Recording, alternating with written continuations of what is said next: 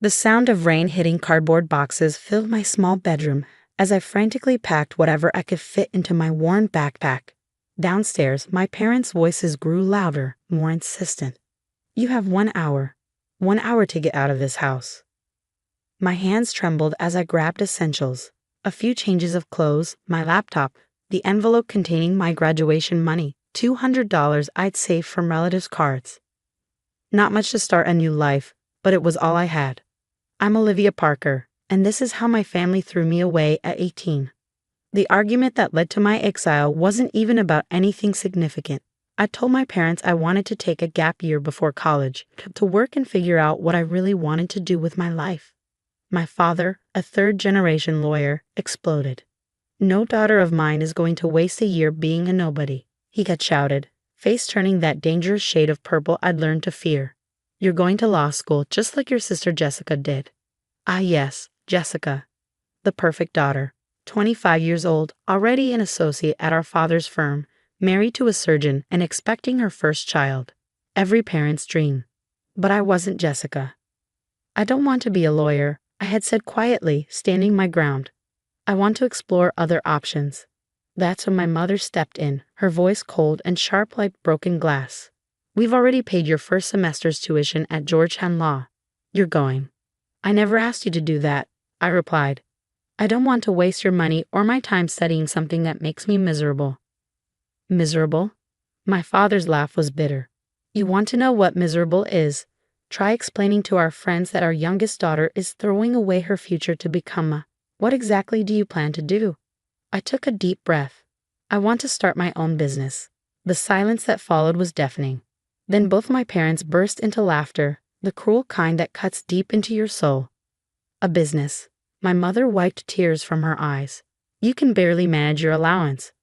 "I have ideas," I tried to explain. "There's this new platform I've been developing." "Enough." My father slammed his hand on the dining table. "Either you go to law school or you get out. You're 18 now, legally an adult. Make your choice." I stood up slowly, my decision already made. "Then I'll leave." I don't think they expected that. For a moment, shock flashed across their faces. Then my father's expression hardened. "Fine, you have 1 hour. After that, I'm changing the locks." Now, as I stuffed the last of my belongings into my backpack, I could hear my mother on the phone with Jessica. Can you believe her ingratitude? After everything we've done, I picked up the framed photo from my nightstand, the only one where I looked genuinely happy. It was from last summer, me standing proudly next to the computer setup I'd bought with my own money from tutoring kids in math and science. In the background was my whiteboard, covered in flowcharts and code snippets for my project, the project they never bothered to understand. For the past 2 years, I've been developing a platform that would revolutionize how small businesses handle their social media presence. An AI-driven system that could analyze trends, schedule posts, and optimize engagement across multiple platforms. My parents thought I was just playing around on the computer. Thunder cracked outside as I zipped up my backpack. 55 minutes had passed. In the hallway mirror, I caught a glimpse of myself. Pale, scared, but somehow determined. My long brown hair was pulled back in a messy ponytail, my green eyes red from crying. "Time's almost up." My father's voice boomed from downstairs. I took one last look around my room. 18 years of memories. Awards from science fairs they never attended. Certificates from coding competitions they dismissed as hobby achievements. The desk where I'd spent countless nights working on my platform while they thought I was wasting time online. The walk downstairs felt like a march to execution. My parents stood by the front door, arms crossed, faces set in identical masks of disapproval. "I hope you realize what you're throwing away," my mother said, her voice trembling slightly. Was it anger or concern? I couldn't tell anymore. "Your sister would never," my father began. I met Jessica. I cut him off. "I never will be." He grabbed my arm as I reached for the door handle. "Once you walk out that door, don't expect to come back. No crawling home when you fail." I met his eyes. "I won't fail." The rain was pouring now as I stepped onto the porch. My mother made a small sound, like she wanted to say something, but my father closed the door firmly behind me. The lock clicked with devastating finality. I stood there for a moment, rain soaking through my clothes, backpack heavy on my shoulders. $200, a laptop, and an unfinished project. Not much to start a new life with. But I had something else, something my parents never understood. A burning determination to prove them wrong. My phone buzzed. A text from Jessica. Mom and Dad just told me, "You're making a huge mistake. Come to my house, we'll talk sense into you." I turned off my phone. The local youth hostel was my first stop, $15 a night, but at least it was dry. As I sat on the narrow bed that evening, I opened my laptop and pulled up my project files. The code I'd been working on for 2 years stared back at me, full of potential. Social sync. I whispered the name I'd chosen. My fingers hovered over the keyboard, then began to type. If I was going to be homeless, I might as well use the time to finish what I'd started. 3 days later, I found a job at a local coffee shop. The manager, Maria, took one look at my soaked resume and hired me on the spot. Maybe she saw something in my eyes, or maybe she just needed someone desperate enough to work the 4 a.m. shift. "You can crash on my couch for a while," she offered after hearing my story. "Just until you get on your feet." I almost cried with relief. The next few months fell into a grueling routine. Up at 3:30 a.m. for the morning shift, coding during breaks, more coding after work until my eyes burned. Maria's couch wasn't comfortable, but it was free, and she never complained about the light from my laptop late at night.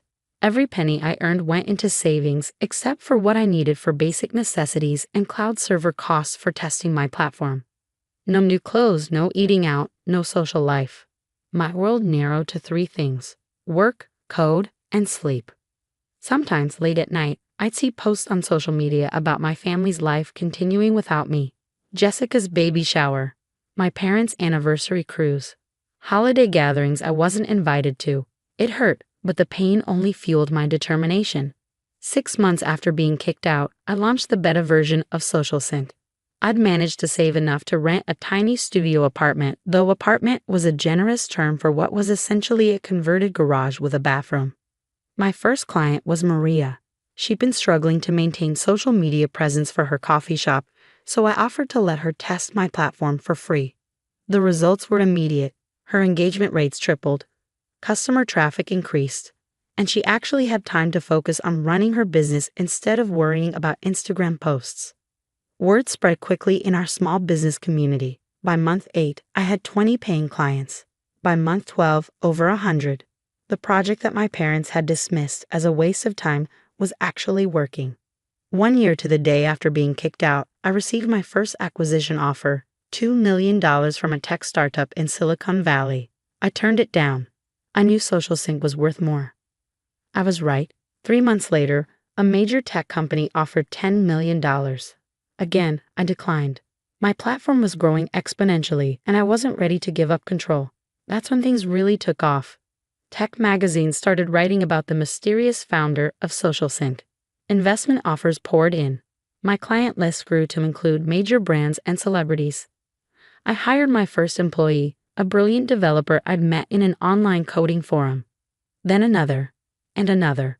We moved from my garage apartment to a real office downtown. 2 years after being thrown out of my childhood home with nothing but a backpack and $200, I was running a company valued at over $50 million. I bought my beach house on my 21st birthday, 3 stories of glass and steel overlooking the Pacific, with a home office where I could watch the sunset while working. The day I moved in, I found an old photo at the bottom of my backpack, the one from my bedroom showing me with my computer setup. I hung it in my new office as a reminder of where I started. My parents, they had no idea. As far as they knew, I had disappeared that rainy night, probably living some miserable existence, regretting my decision not to become a lawyer. Jessica occasionally posted concerned messages on social media about her lost sister, who chose the wrong path. I let them believe what they wanted. I was too busy building my empire to care about their opinions anymore. Then, almost exactly 3 years after they kicked me out, they found me. I was sitting on my deck, laptop open, reviewing acquisition proposals when the security system announced visitors at the gate. Through the camera feed, I saw them, my parents, standing outside my gate in their expensive clothes, looking extremely uncomfortable. My father pressed the intercom button. "We're here to see Olivia Parker. We're her parents. I watched them through the security feed, my heart pounding. 3 years of silence, and now here they were. I knew this day would come eventually, but I hadn't expected it so soon. Her parents? The AI security system responded. Do you have an appointment? An appointment? My mother sputtered. To see our own daughter?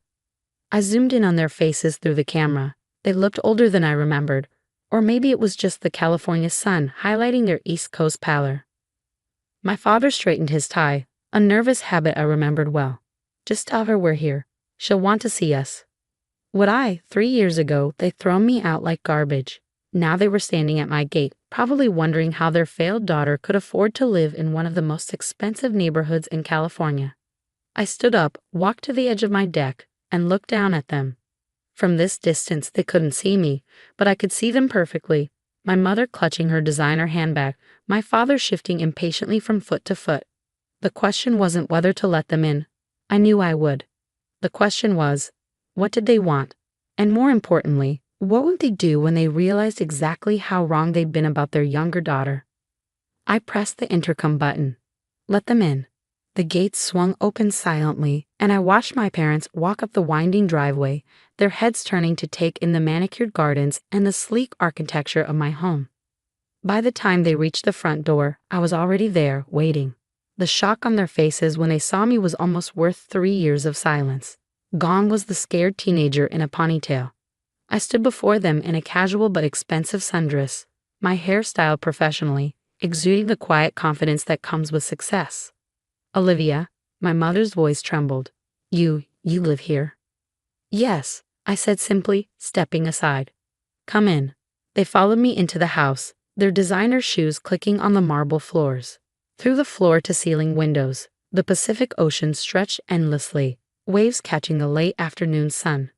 This is, my father cleared his throat, quite a place you have here. Thank you. Would you like something to drink? Water? Coffee? The beans are imported from a small farm in Colombia. Maria, my first employer, sources them specially. They exchanged glances at the mention of my coffee shop days. Did they feel guilty, imagining their daughter serving lattes to make ends meet? Watered is fine, my mother said softly. I led them to the living room, where my laptop still sat open on the glass coffee table, displaying financial projections for the next quarter. My father's eyes lingered on the screen, trying to make sense of the numbers he saw. So, I said, handing them each a glass of water, what brings you here after 3 years? My mother fidgeted with her handbag. We've been trying to find you. Jessica finally tracked you down through a friend who saw you in a tech magazine. Ah, the article in TechCrunch. I should have known it would eventually reach them. The article said you founded SocialSync, my father said, his voice a mix of disbelief and something else. Pride? No, more like regret. That's $1 billion company now. 1.2 billion as of last valuation. I corrected him gently. We're expanding into Asian markets next month. My mother's hand flew to her mouth. Billion? But how? Remember that project you thought I was wasting time on? The one I tried to tell you about the night you kicked me out? That was SocialSync in its early stages. Silence filled the room, heavy with unspoken words and regrets. Why did he tell us? My father finally asked. When you started succeeding, why did he let us know? I laughed softly. Would you have believed me? Besides, you made it clear that night. I wasn't welcome back unless I failed. We were wrong, my mother burst out, tears in her eyes. We were so wrong, Olivia. We've regretted it every day since. Have you? I asked, keeping my voice calm. Or do you regret it now that you've seen what I've accomplished? My father stood up abruptly, walking to the window. We've sold the house, he said, his back to me. Your mother and I, we're retiring. We thought. You thought what? My mother jumped in. This place is so big, Olivia. Surely you don't need all this space for yourself. We're your parents. Perhaps we could. I held up my hand, stopping her mid-sentence. Let me get this straight. You kicked me out with $200 in a backpack, ignore me for 3 years, and now you want to retire in my beach house. We're family, my father turned back from the window. Despite everything, we're still your parents. Parents? I stood up, walking to my office. Let me show you something. I returned with the framed photo from my old bedroom. Me with my computer set up. I placed it on the coffee table. This was the only thing I took from my old life that wasn't a necessity. Do you know why? Because it reminded me of the moment I realized I could build something meaningful. It was the only photo I had where I looked truly happy and neither of you were in it. My mother picked up the photo, her hands shaking. Your coding setup, the one we thought was just for games. The one that built a billion-dollar company I finished for her. The one you never bothered to understand. We were wrong, my father said again, his voice heavy. We were so focused on what we wanted for you, we couldn't see what you were capable of on your own. I walked to the deck doors, pushing them open to let in the ocean breeze. Do you know what the hardest part was? Not the poverty, not sleeping on Maria's couch, not working before dawn to afford server costs. It was knowing that my own parents had so little faith in me that they'd rather throw me out than let me try to succeed on my own terms. Tears were flowing freely down my mother's face now. My father looked older than I'd ever seen him. My mother wiped her eyes. Is there any way we can make this right? I turned to face them. I don't know, but I do know it won't start with you moving into my house. You can't buy back a relationship with the success you tried to prevent. What about a fresh start? My father suggested. We could. A fresh start requires trust, I cut in. And trust requires understanding. Do you even know what Social Sync does? Have you tried to understand the work I've done? Or did you just see the billion-dollar valuation? They exchanged guilty looks. Of course they hadn't. I sat down again, pulling up the Social Sync platform on my laptop. Let me show you what your daughter built. Not because I need your approval anymore, but because if we're ever going to have a relationship again, you need to see me for who I am, not who you wanted me to be.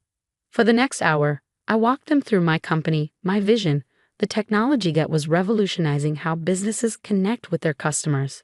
My father asked surprisingly thoughtful questions. My mother watched with growing comprehension. This is extraordinary, my father finally said.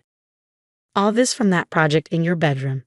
All this because I believed in myself. I corrected him, even when you didn't. As the sun began to set, casting long shadows across my living room, my parents prepared to leave. They had a hotel room downtown. At least they hadn't assumed I'd let them stay. Olivia, my mother paused at the door. Can we see you again? I considered her question carefully. I have a charity gala next month. Social Sync is launching a program to help underprivileged teens learn coding. You're welcome to attend as guests, not as parents looking for a place to retire. They nodded, understanding the distinction. And I added as they turned to leave, if you're serious about wanting to rebuild our relationship, start by understanding what I've built. Download Social Sync. Use it. Learn it. Show me you're interested in who I am, not what I own. After they left, I stood on my deck watching the sunset. My phone buzzed. A text from Jessica. Just heard Mom and Dad found you. Can't believe my little sister is a tech billionaire. We should do lunch soon. I know some great investors. I deleted the message without responding. Later that night, as I worked in my home office, I received notifications that 2 new Social Sync accounts had been created, one for each of my parents. It was a small step, but maybe, just maybe, it was a start. I picked up the old photo from my bedroom, studying my younger self's smile. We did it. I whispered to that scared but determined teenager. We proved them all wrong. My story spread through the tech community. The teenager who went from homeless to billionaire. The daughter who succeeded despite her family's rejection. I received hundreds of messages from young entrepreneurs facing similar situations. To them, I always say the same thing. Success is the best revenge, but revenge shouldn't be your motivation. Build something because you believe in it. The rest will follow. My parents? They're learning slowly. They attend every charity gala, have become active Social Sync users, and are gradually beginning to understand the daughter they once dismissed. They bought a modest retirement home near their old place. No more hints about moving into my beach house. As for me, I keep that old photo on my desk, next to my latest magazine covers and industry awards. It reminds me of 2 important lessons. First, never let anyone define your worth but you. And second, sometimes being kicked out is just life's way of kicking you forward. The beach house? It's still mine, and yes, the view is still perfect.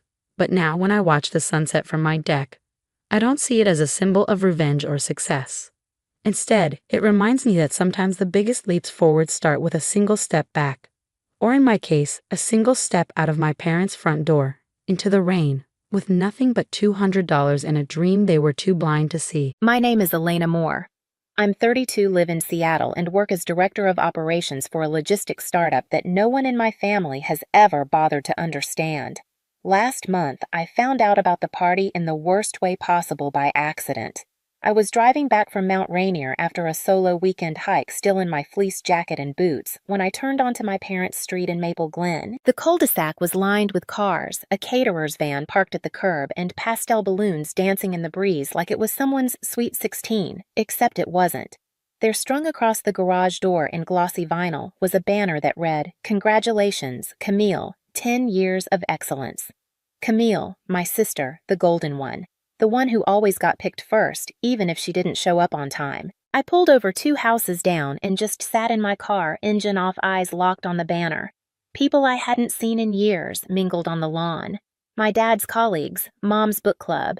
Camille, of course, glowing in a pearl-toned dress, posing with a glass of champagne in one hand and a fake, modest smile.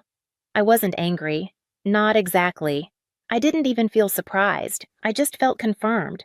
Confirmed that I was never meant to be celebrated. Growing up, I played the dependable one, cleaned up after Camille's messes, helped balance the books at my dad's shop, stayed behind to help Mom prep for holidays while Camille networked. I told myself it was fine. I wasn't flashy. I was the helper, the one who didn't need credit. But as I sat in that car watching the celebration roll on without me, something shifted.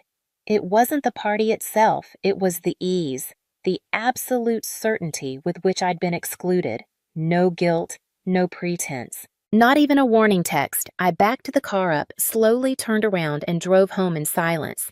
That evening, I poured a glass of wine, opened my laptop, and typed something I hadn't dared to ask myself in years. How do you know if your family has cut you off emotionally but not financially? I didn't know why I wrote it, but it sat there in the search bar for a long time. 2 days later, a letter arrived at my apartment, or rather, it should have. I'd been waiting on a package from a supplier in Tacoma, something for work. But instead of a box, there was a pale yellow slip in my mailbox that read, "Mail delivery. Paused due to recipient mismatch." I blinked at it, confused. I hadn't changed addresses. I hadn't updated anything. I went inside, logged into my USPS account, and pulled up the recent activity. And then I saw it. A digital change of service form had been submitted under my name 2 weeks ago, rerouting my mail permanently to an address in Bellevue, my sister's address. I stared at the screen. No way. This had to be a mistake. I called the local post office. A woman named Debbie tried her best to be helpful. "It looks like the request was signed electronically," she said. Authorization came through as Elena K. Moore. "That's me," I said flatly. "Well, was it you?" I could hear her hesitation. This wasn't the first time someone had been impersonated.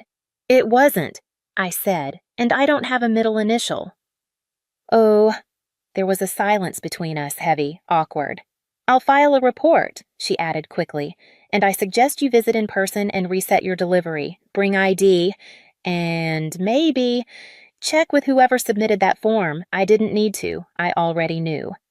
That evening, I got a voicemail from an unfamiliar number. I almost ignored it, but something made me listen. "This is Thomas Elbridge, estate attorney for the Moore family. I was reaching out to follow up on your portion of the trust paperwork. It's been over 3 months since we sent your packet, and, well, we've received no reply. I'd appreciate a brief call." I froze. Trust paperwork. I hadn't received anything. I called him back immediately. He was polite but curt, like a man juggling too many quiet crises. "It's probably best if we meet," he said. "There's something you should see." The next morning, I took the day off and drove to his office in downtown Seattle, a high-rise that smelled like old coffee and colder money. He met me in the lobby and walked me to a conference room with no windows. "I want to clarify something." He began placing a folder on the table. "The revised trust was filed 6 weeks ago, but your original version, your name still exists in our archival system, and unless it's formally revoked by both parties, it's still binding." I frowned. "I don't understand." He opened the folder and turned it to face me. There on the first page was my name, Elena K. Moore, typed cleanly above the words, "Co-beneficiary, Moore Family Holdings." It was dated 14 months ago. and it had both of my parents' signatures. The newer version, stripped of my name, was signed just 6 weeks ago. I looked up at him. Can they just erase me like that? Thomas sighed. They can try. I left the attorney's office with a copy of both versions of the trust stuffed into a manila envelope that felt heavier than it should. I didn't go home. I parked outside. Green Lake rolled the windows down and just sat. 2 versions, 2 timelines, one with me, one without. I spread the papers across the passenger seat and studied them line by line. Most of the language was legal fluff words like beneficiary equitable share, asset distribution. But toward the bottom of the older trust, something stood out. Section 9B Contingency Clause. If either beneficiary is removed from the trust, for any reason, a 60-day arbitration window is granted, during which said party may present documentation of prior financial contribution or demonstrate ongoing material involvement in family holdings. Upon validation, original allocation may be reinstated. I blinked. May be reinstated. It wasn't a guarantee, but it was something. And more importantly, it was still valid because the newer version didn't revoke it. There was no clause that nullified the contingency. It had been overwritten, not dismantled. I drove straight to the credit union where I'd paid off $28,000 of my parents' second mortgage 5 years ago. The bank teller remembered me. I had the receipts emailed before I even pulled out of the parking lot. I found the invoice for the roof I'd helped replace the furnace I'd paid for the emergency plumbing that Christmas no one thanked me for. I printed it all. 3-hole punched every page, slid it into a black binder. I labeled family records. It was clinical. Clean cold, but inside I was shaking. That night I didn't sleep. I reread every page of the trust with a yellow highlighter tracing my own name like I was reminding myself I still existed. I opened an old Dropbox folder where I'd stored scanned receipts over the years, things I'd forgotten. Like the title to the used car I bought for Camille after her accident. It had been in my name for 3 years.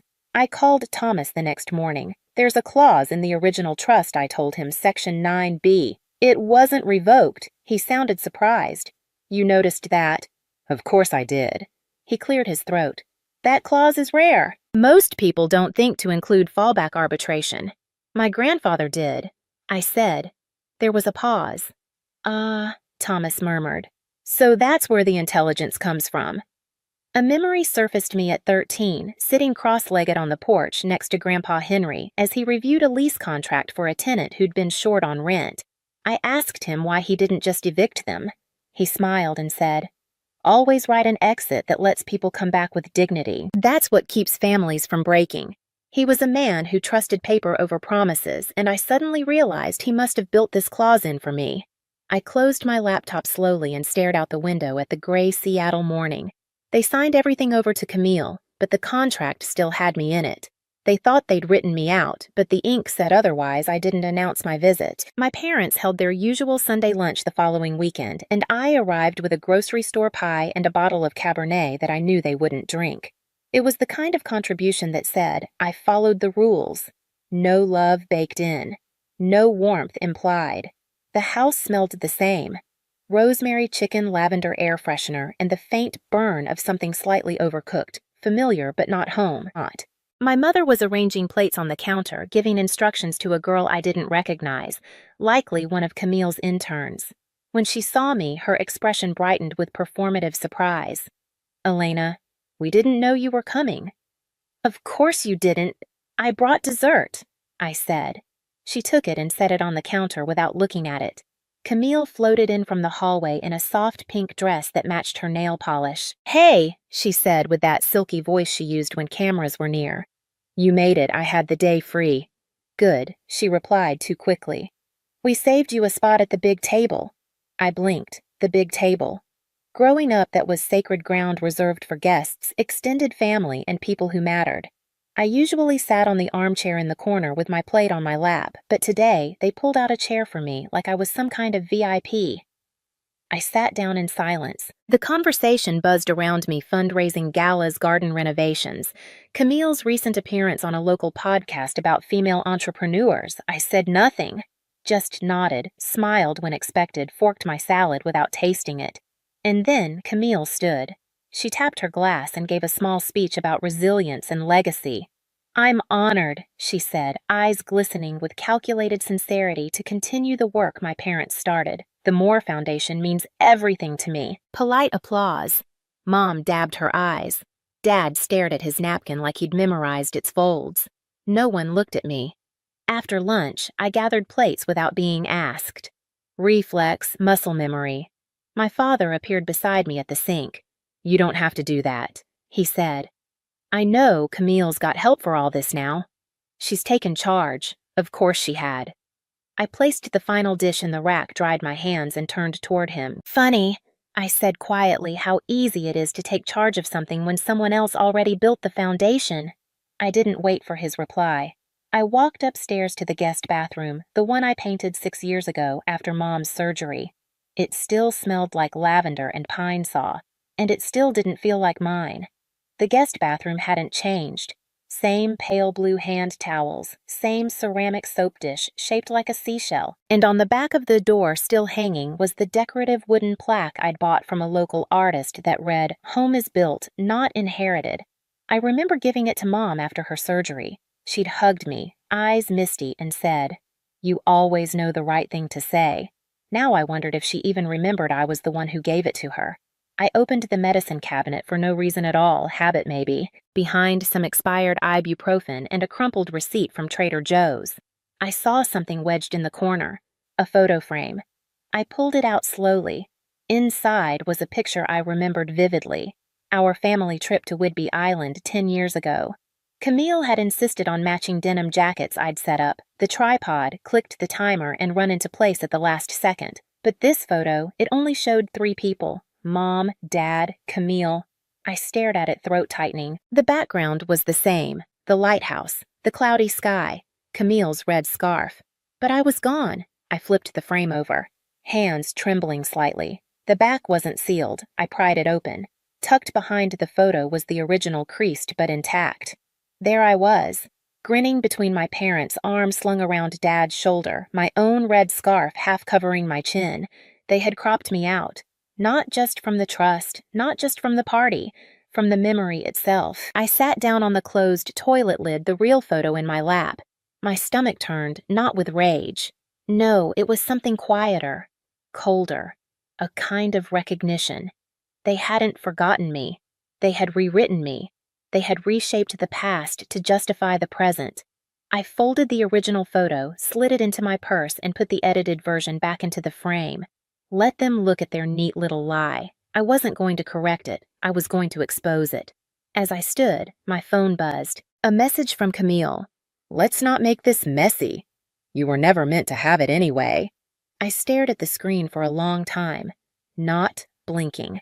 She had no idea how cleanly I could dismantle a lie, and I had no intention of screaming. Silence, I had learned, was so much sharper. The next morning, I skipped coffee. I didn't need it. My nerves had already gone electric. I drove straight to the county records office in downtown King County, signed in at the visitor kiosk, and asked for all recent property transfer filings under the Moore name. The clerk handed me a digital tablet and motioned toward a corner workstation. The file came up faster than I expected. There it was. The lake cabin near Cle Elam, our family's quiet place for holidays, retreats, and reconciliation attempts. It had been transferred 3 months ago, from my father to Camille. Full title. No co-signers. I scrolled down. The deed had been notarized the same weekend Dad was hospitalized with a minor stroke. I remembered the date because I was the one who drove him to urgent care. We'd sat side by side in silence while he clutched a bottle of water and muttered about the hospital being too cold. He hadn't signed anything that weekend. I was sure of it. I zoomed in on the signature Ronald D. Moore. The loops were close, the angle almost right, but not quite. It looked practiced. I'd seen that signature for decades on school permission slips, checks, even birthday cards. This one looked like someone trying to imitate from memory. I printed a copy and slipped it into my folder. Next, I pulled up the notary information. A remote notary service, registered to a woman named Lauren Bell. I blinked at the name. Camille's former roommate from undergrad. I leaned back in the hard plastic chair and let the silence press in. I didn't feel angry. Not yet. What I felt was that same cold clarity I'd learned to live with. This wasn't an oversight, it was a setup. By noon, I was at the office of Mr. Rowan, the estate attorney who'd handled my grandfather's affairs. He'd long since retired, but still kept an office behind a dental clinic in Kirkland. He remembered me the moment I walked in. "You used to bring your own clipboard to meetings," he chuckled, shaking my hand. "Your grandfather said you were the only one in the family who actually read the fine print." I didn't waste time. I laid the deed and trust copies on his desk, showed him the signature, the dates, the notary. He frowned. "That's off," he muttered, "and if your father didn't authorize it, this could trigger something important." "What?" He opened a drawer and pulled out a thick brown file. "A contingency trust," he said, "created by your grandfather in your name 10 years ago." "A contingency trust," I echoed, staring at the folder in Mr. Rowan's hands. He nodded. "Your grandfather set it up to activate only under 2 conditions: if your father was incapacitated, or if there was credible evidence of fraudulent asset transfer." He tapped the forged deed. This might qualify for both. The file was thick, but the clause I needed was on page 3, typed in my grandfather's meticulous language, full of formal grace and strategic foresight. "In the event of misconduct regarding family holdings, the designated heir retains full right to petition for sole control contingent upon documentation and witness validation." I swallowed hard. My grandfather had left me a weapon. Not for revenge, for clarity. Mr. Rowan slid the folder toward me. "Do you want to pursue this?" "I already started," I said. That evening, I laid everything out on my dining table like evidence in a silent trial. 2 trust documents, mortgage receipts, copies of text messages, deed transfers, the notary registry printout, the photo they had cropped me out of, and then I added one last thing. A folded note, soft at the corners, yellowed slightly with age. I'd found it tucked into the back of one of my grandfather's gardening books after he passed. I had never fully understood it until now. "Elena, people forget names, but they remember steadiness. Your voice doesn't need to be loud to carry weight. If one day this house no longer makes room for you, don't knock. Walk in with proof of who you are. H." I reread it twice, maybe 3 times, then I slid it into the front pocket of my binder. By morning, I had booked an appointment with a private estate lawyer, someone my friend from law school recommended for cases where things are quietly dirty.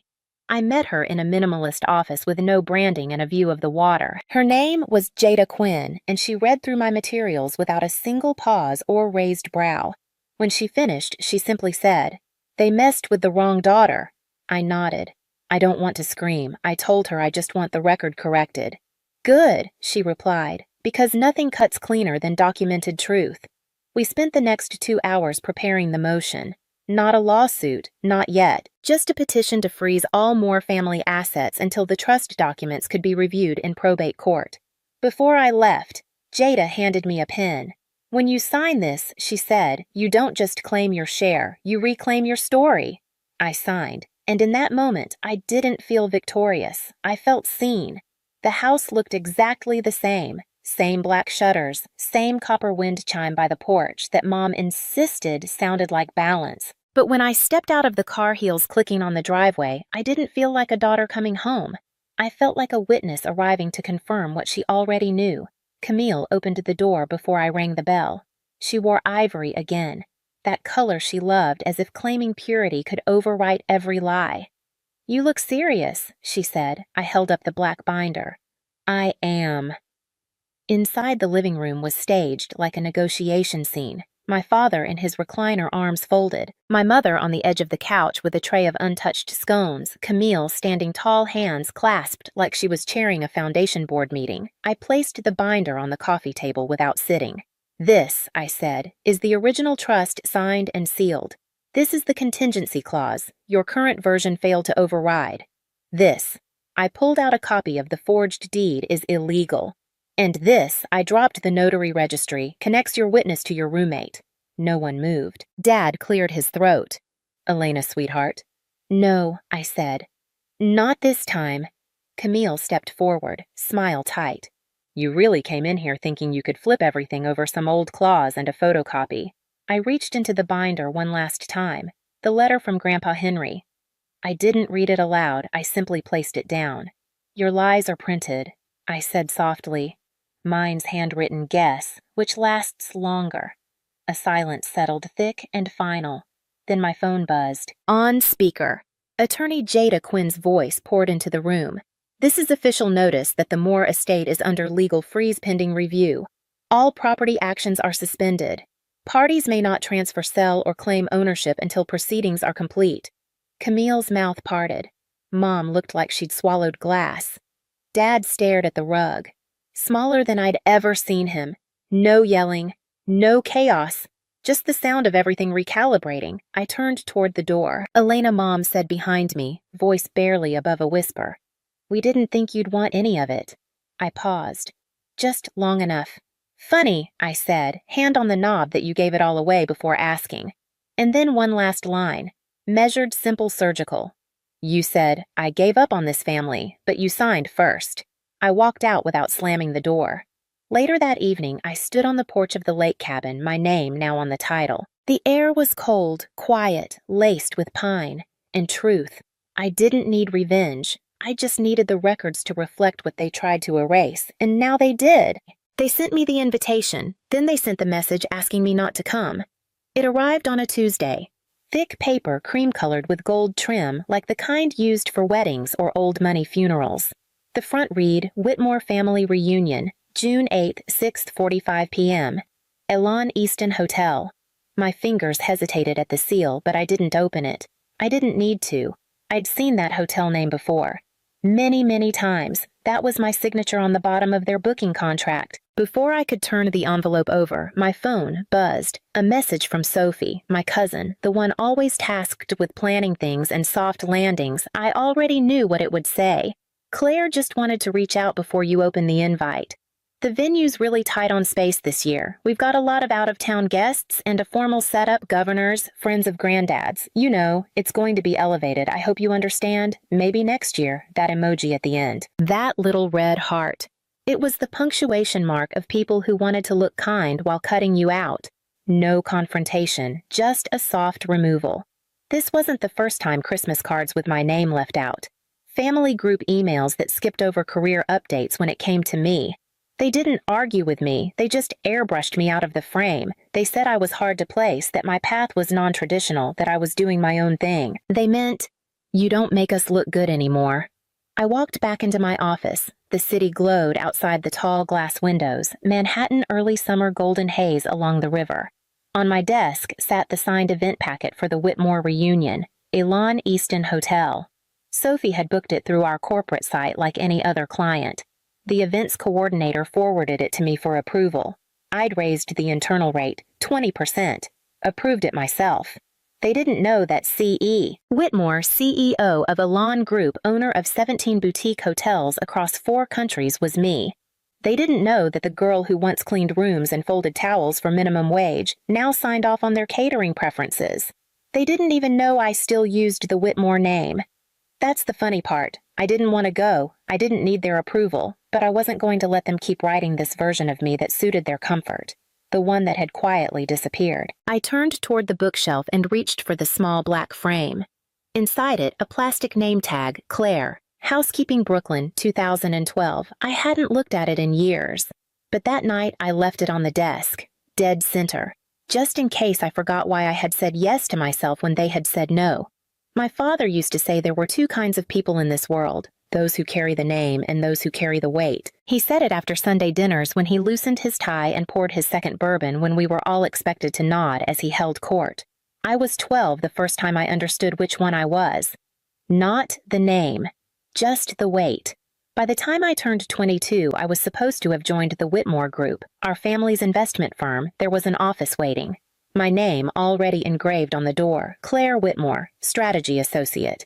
It lasted 3 months, not because I wasn't capable, but because I asked too many questions about people. No one wanted to think about housekeepers, doormen, the hotel staff whose pensions our firm had quietly restructured out of existence. You think too small, my father snapped during one of our last conversations. You have no vision. He said it after I told him I wanted to leave finance and go into hospitality. You want to carry luggage for a living? No, I told him. I want to understand what people carry. That was the last time we spoke with any real honesty. After that, it was a long silence, measured in skipped birthdays, unanswered emails, and formal greetings sent through cousins like couriers. I went to Cornell, studied hotel management, graduated with honors. I thought maybe someone would show up to the ceremony. They didn't. A year later, I was working in Brooklyn. My first job, room attendant at a small 3-star hotel off Atlantic Avenue. 8 floors, no elevator, service towels that smelled faintly of bleach and old lemon. I cleaned 24 rooms a day. I learned to make a bed fast and tight, the corners crisp like hospital sheets. I scrubbed bathtubs while humming Patsy Cline under my breath. I said, "Yes, sir," and "Of course, ma'am," and smiled through every complaint about thread counts and parking fees. And I loved it because it was mine, earned, not inherited. That's when Sophie sent me that photo, a group picture from her wedding. Everyone smiling in pearls and navy blue. I wasn't in it. I had been there. I'd sat near the kitchen at a table with 2 servers on break and a florist who left early. She told me it was because I probably felt more comfortable there. 2 days later, someone forwarded me a screenshot from the family group chat. A photo of my housekeeping name tag, captioned, "She wanted to clean toilets. Guess she got what she wished for." They laughed. No one defended me. Not even Aunt Mavis, who used to slip me hard candy and whisper, "You don't have to be like them." I learned something that day. You don't have to be erased violently. You just have to be cropped out of enough photos left off, enough emails, seated far enough from the center of the room. Eventually, even you start to wonder if you were ever really there. So, I made peace with it. I stopped waiting to be remembered. And I started building something that couldn't be ignored. I moved to Vermont with a suitcase, a secondhand laptop, and just enough money to last me 3 months. It wasn't part of a plan. Not exactly. I just needed somewhere quiet to think. Somewhere nobody knew my last name or what it used to mean. I rented the back room of an old farmhouse that had been converted into guest lodging. The floorboards creaked, the heating was uneven, and the owners, a retired couple named May and Ron, paid me in cash to manage bookings and clean the rooms. They gave me room 4, the smallest one. Sloped ceiling, 1 window, twin bed. I loved it immediately. That was where Elan began, not the hotel. The idea. It started with a notebook, just scribbles at first. Observations, questions. Why did guests return to some places and not others? Why did some staff stay for years while others quit in a week? Why did tired people, grieving people on the edge walk into certain rooms and feel safe, while others made them feel like intruders? I watched everything. I wrote it all down, then I started improving things. Not by throwing money at problems, there was no money to throw, but by noticing what others didn't. A lamp that buzzed when it shouldn't. A bed frame that needed to be shifted 2 inches so a tall guest wouldn't bang their knee. A homemade sign by the front door that confused guests when they arrived, so I redesigned it in Word and printed it on heavy cardstock. Small things, but they mattered. The guests started asking for me by name. Claire, not Miss Whitmore. Just Claire. When May and Ron decided to sell the place, I made them an offer, not a large one, but I came with spreadsheets. Loyalty data, a 3-year plan. They said yes. I rebranded it as Elan House, my first property. 5 rooms, no staff but me. But I gave it everything. New linens, fresh paint. A welcome card in every room, handwritten. "You're here. Now. You can rest." People remembered that line. I didn't have a marketing team. I didn't need one.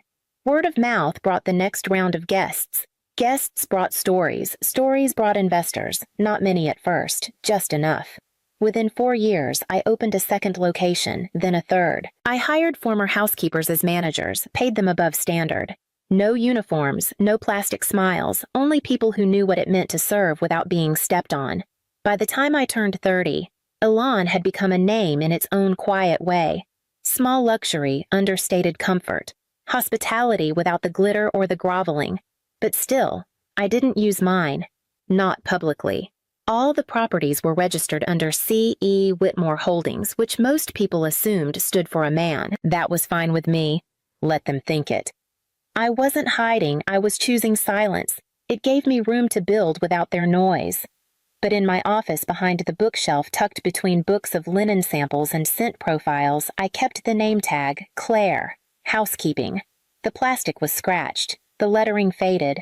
I'd worn it long after it cracked. I framed it. Black wood.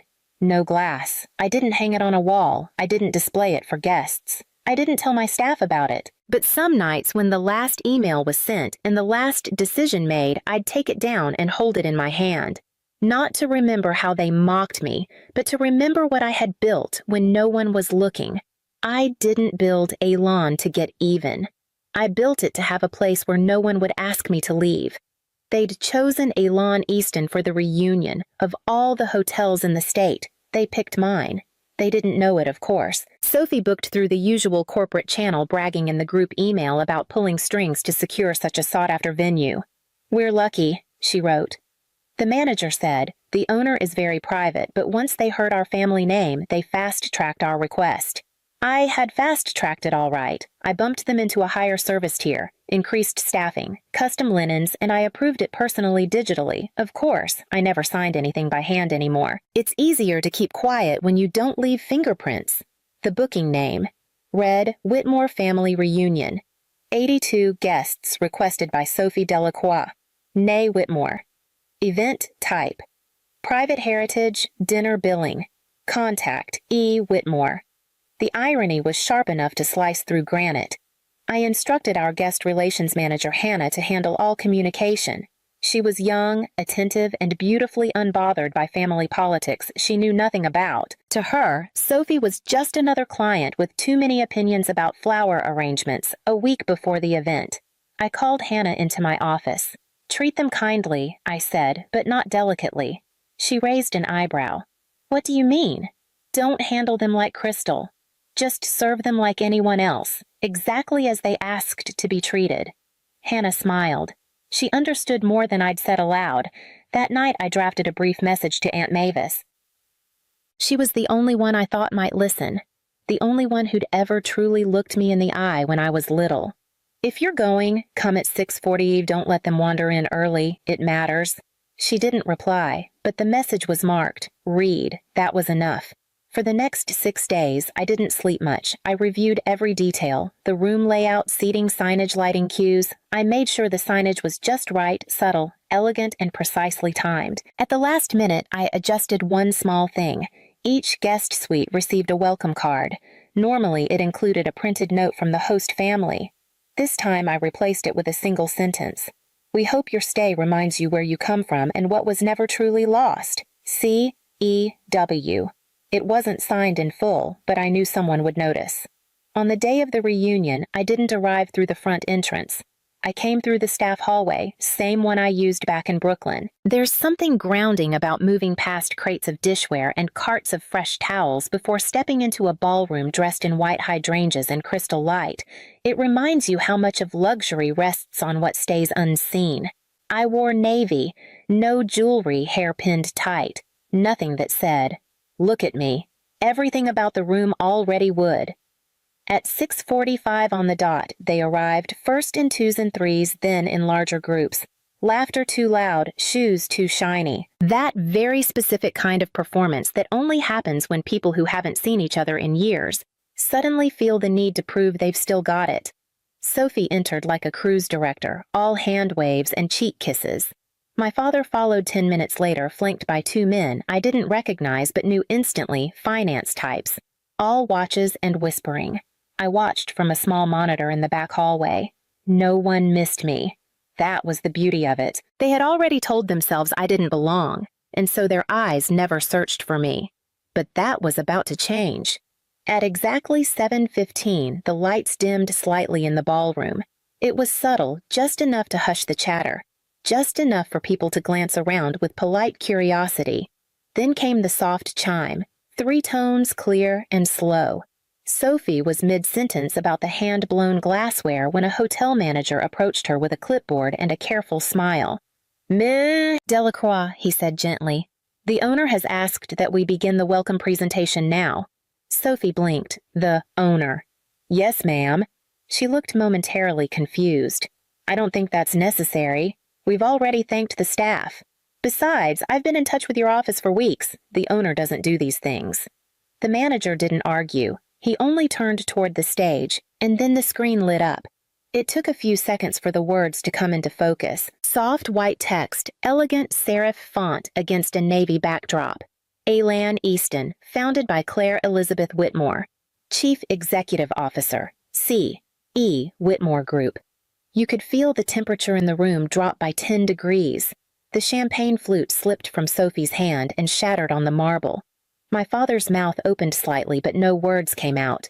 Someone near the back let out an audible, "Wait, what?" I stepped onto the small landing that overlooked the ballroom. My heels clicked softly as I moved toward the railing. Calm, clean lines, hair pinned tight. I looked exactly like what they'd always claimed I wasn't. I stood still for a moment, letting the silence stretch.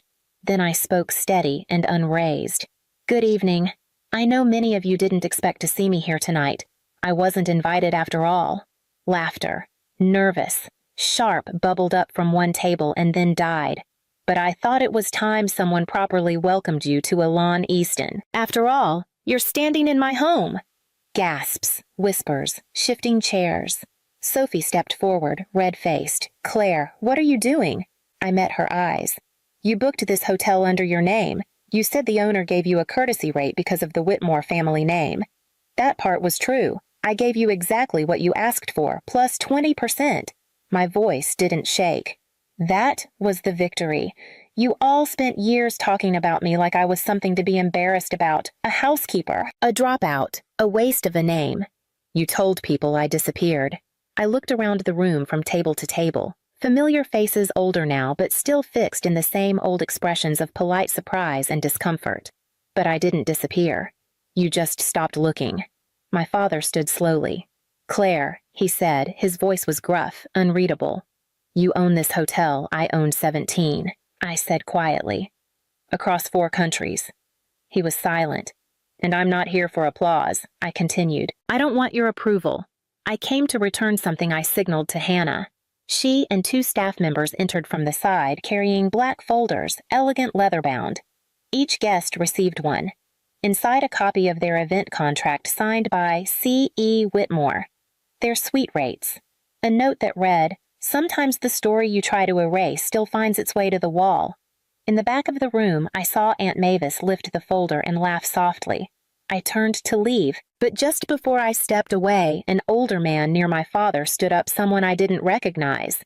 He asked, not unkindly, "Why didn't you use your full name from the beginning? Why hide?" I paused, because I wanted to build something without anyone deciding what it was before it had a chance to grow. The man nodded. He understood, maybe more than the others. I walked off the landing. Behind me, the screens faded to black, and for the first time in years, I no longer felt invisible. The ballroom was quieter after that. They stayed, of course. My staff served dinner just as scheduled. The roast duck was perfect. The wine was chilled, the music soft enough to keep people from saying what they really wanted to say. Sophie sat at her table, stiff folding and unfolding her napkin. She didn't look at me again, but I noticed when she reached into her folder and reread the contract. Her mouth moved like she was trying to form a sentence but couldn't. I left before dessert. There was nothing more I needed to hear. Before heading upstairs, I asked the front desk to reroute Sophie's suite. The VIP room she had insisted on, the one she'd made several calls to secure, was reassigned to a diplomat who had coincidentally arrived late and very pregnant. Sophie's new room was still beautiful, but it faced the alley. It was the same type I'd once cleaned for $9.75 an hour. My father never came to find me, but Aunt Mavis did. She knocked on my office door around 11 p.m. I didn't invite her in. She didn't ask. She just passed me an envelope. Inside was a photograph, one I hadn't seen in years. I was maybe 8, standing on the back porch of the old family house, holding a lemonade pitcher with 2 hands. My father's hand was resting on my shoulder. I remember that day, not because of anything big, but because I spilled the lemonade minutes after the photo was taken and thought for sure I'd be yelled at. But no one said a word. They just laughed. That was the last time I remembered feeling like I belonged. On the back of the photo in Mavis's slanted handwriting was one sentence I never forgot. "You were part of us." That was all. She walked away before I could respond. The next morning, I took the elevator to the staff floor. The cleaning team was starting shift. A few nodded. One young woman smiled shyly and looked away. I walked to the old storage room we'd converted into a break space. It still had a coat rack near the back wall. I took the framed name tag from my bag, Claire, housekeeping. I hung it on the rack just above the place where most staff left their jackets. No plaque, no spotlight, just wood and nail. Later that afternoon, Sophie left a note in her room. You didn't deserve what we did, but I didn't know how to undo it. I didn't answer. But when the reunion emails went out the next year, the return address read claire.e.whitmore@elan.group.